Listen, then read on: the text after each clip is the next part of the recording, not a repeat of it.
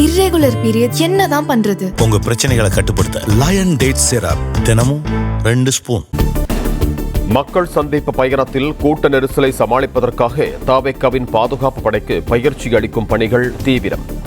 தனியார் பொறியியல் கல்லூரி வளாகம் ஒன்றில் ஓய்வு பெற்ற காவல் அதிகாரிகள் மூலம் தரப்படும் ட்ரெய்னிங் இறுதிக்கட்டத்தை எட்டியிருப்பதாக தகவல்.